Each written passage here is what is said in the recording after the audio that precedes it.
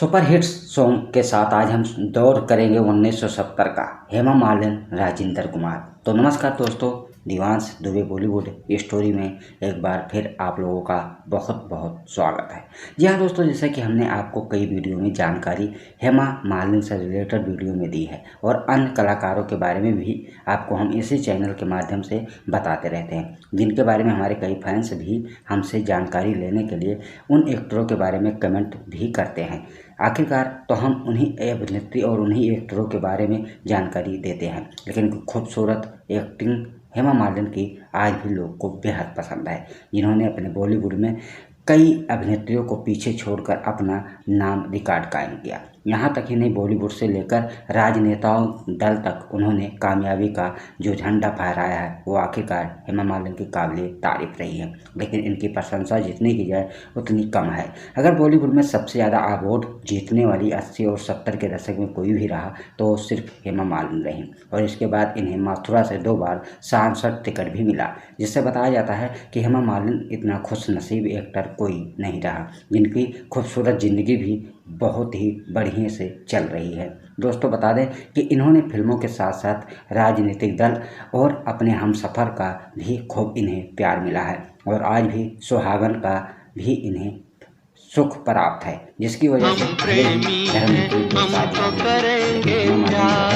नसीब है जो उन्होंने अपना हमसफ़र चुना, तो उनके हमेशा हमसफ़र और साथ देने वाला ही एक्टर बने रहे धर्म जी। दोस्तों ऐसे हम अपने करियर पर जाएं हेमा मालिनी के तो बात करें तो उन्होंने फिल्म 1968 राज कपूर के सपनों के सौदागर से ही बॉलीवुड में डेब्यू किया था। पर माना यह जाता है कि जब उन्होंने राज कपूर के साथ फिल्मों में करियर शुरुआत की तो उस समय उन्हें काफ़ी ज़्यादा राज कपूर से हिचकिची आ रही थी। इसके मतलब ये था कि वो घबरा रही थी, क्योंकि राज कपूर साहब उस समय सीनियर एक्टर माने जाते थे, जिन्होंने कई बड़ी प्रसिद्ध फिल्में दी हैं, जिनका कई पीढ़ियों से काम आज भी बॉलीवुड में कायम है। जिनमें बात करें तो पृथ्वीराज कपूर के बेटे राज कपूर ने बॉलीवुड में अहम योगदान दिया है, जिनके फैमिली में कई मेंबर एक्टर रहे हैं। फिर भी हम आपको याद दिला दें कि हेमा मालिनी के दौर में कई ऐसे खूबसूरत स्टार रहीं, जिनमें हेमा मालिनी का जब बॉलीवुड में आना हुआ तो उस समय उनके लिए इतना जल्द नहीं था कि वो सुपरस्टार बन जाती, लेकिन उनकी मेहनत और उनकी कामयाबी ने आखिरकार उन्हें रातों रात बहुत ही जल्द सुपरस्टार बना दिया। तो आइए याद दिलाते हैं आपको। हेमा मालिनी ने 1968 राज कपूर दिग्गज जैसे अभिनेता के साथ फिल्म में डेब्यू किया। उसके बाद उन्होंने राजेंद्र कुमार साहब, जिन्हें जुबली कुमार के नाम से जाना जाता है, उनके साथ उन्होंने 2 फिल्में की, जिनमें गोरा और काला और सुनहरे संसार। जी हाँ दोस्तों, ये 2 फिल्में उनकी कमाल की रहीं और उनकी एक्टिंग और उनकी खूबसूरती का हर कोई दीवाना रहा। ये तो आप भी जानते हैं। इसी से भी नहीं छुपा कि हेमा मालिनी एक ऐसी खूबसूरत स्टार रहीं जो उनसे कई ऐसे एक्टर शादी के लिए कई बार प्रपोज भी कर रहे थे, लेकिन हेमा मालिनी उस समय अपने करियर पर ही ध्यान दे रही थी। आखिरकार वो समय जैसे जैसे उनका बीतता गया वैसे वैसे उनकी एक्टिंग और उनकी खूबसूरती बॉलीवुड में बढ़ती गई, और यही पहचान हेमा मालिनी को आज भी कायम रखा है। तो दोस्तों हम याद दिलाते हैं आपको उन कुछ खूबसूरत फिल्मों को। बता दें कि जहां मुमताज़ की बात करें तो उन्होंने 11 साल लगा दिए, सुपरस्टार नहीं बन पाई। आखिरकार वो 1969 में आखिरकार राजेश खन्ना की फिल्म 2 रास्ते से ही एक बड़ी हीरोइन साबित हुई। जिसके बाद बात करें तो उस समय आखिरकार मुमताज़ काफ़ी ज़्यादा सीनियर थी।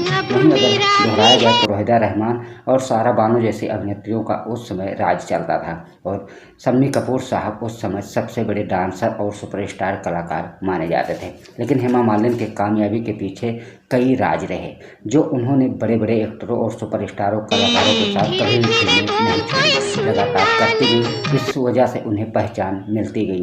बता दें कि राज कपूर से लेकर उन्होंने देवानंद, राजेंद्र कुमार, दिलीप कुमार और राजकुमार जैसे दिग्गज अभिनेताओं के साथ फिल्में कर आखिरकार अपने नाम कई प्रसिद्ध हिट फिल्में दे दी, जिसकी वजह से उन्हें ड्रीम गर्ल के नाम से भी पहचाना जाता है। बात करें तो नए अंग दौर की तो जितेंद्र, संजीव कुमार, धर्मजी, विनोद खन्ना, फिरोज खान जैसे स्टार के साथ भी इनकी लगातार फिल्में आती रहीं।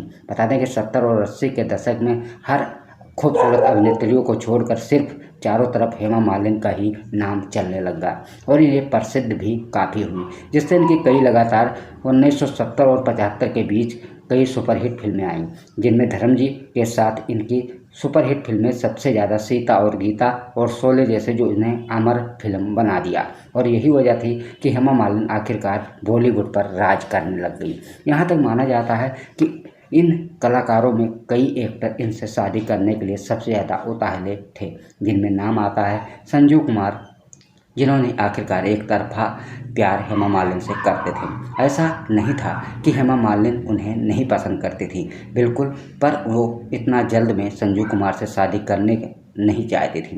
बात करें तो संजीव कुमार को कई ऐसी अभिनेत्रियां उन्हें पसंद करती थीं, उनकी एक्टिंग लाजवाब थी, पर हेमा मालिनी इस चीज़ पर बिल्कुल ध्यान नहीं देती थी और हेमा मालिनी आखिरकार संजीव कुमार से दूर हुई और जितेंद्र के साथ उन्होंने कई हिट फिल्में दी। पर बात की जाए तो जितेंद्र और हेमा मालिनी के रिश्ते में काफ़ी ज़्यादा अटूट विश्वास रहा। एक तरफ हेमा मालिनी भी जितेंद्र को बेहद पसंद करती थी, वहीं बात करें तो जितेंद्र भी हेमा मालिनी से बेहद प्रेम करते थे और दोनों साथ में कई फिल्मों में काम भी कर चुके थे।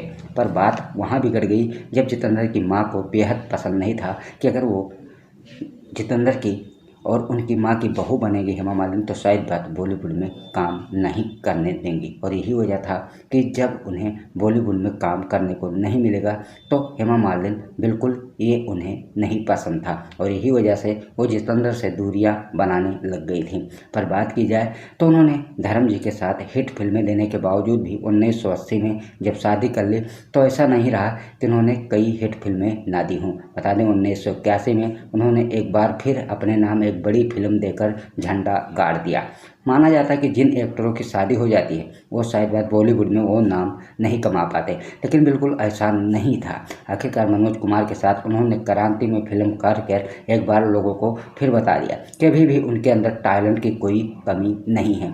उसके बाद भी उन्होंने करीबन 23 साल बाद एक और हिट फिल्म दी, जिसके जरिए उन्हें 2000 में पद्मश्री अवार्ड से भी सम्मानित किया गया। ऐसे अनेकों सुपरहिट फिल्मों के लिए तो हेमा मालिनी को कई अवार्ड मिल ही चुके थे, लेकिन जब उन्हें 2000 में पद्मश्री पुरस्कार मिला तो ये माना गया कि हेमा मालिनी से ज़्यादा बड़ा एक्टर कोई नहीं है। यहाँ तक धर्म जी ने भले ही अपने करियर में सबसे ज़्यादा हिट फिल्में दी हों, 300 से ऊपर फिल्मों में काम करने वाले ही मैन धर्म जी, जिनके ऊपर अगर राज किया है तो हेमा मालिनी ने, उनसे भले ही घट फिल्मों में काम किया हो, लेकिन आज भी वो सबसे ज़्यादा अपनी हिट फिल्मों के लिए प्रसिद्ध हैं और हर बड़ा कलाकार के साथ उन्होंने बहुत ही हिट फिल्मों में काम किया है, जिनके गाने आज भी सुपरहिट माने जाते हैं। हेमा मालिनी की खूबसूरती को कौन भूल सकता है।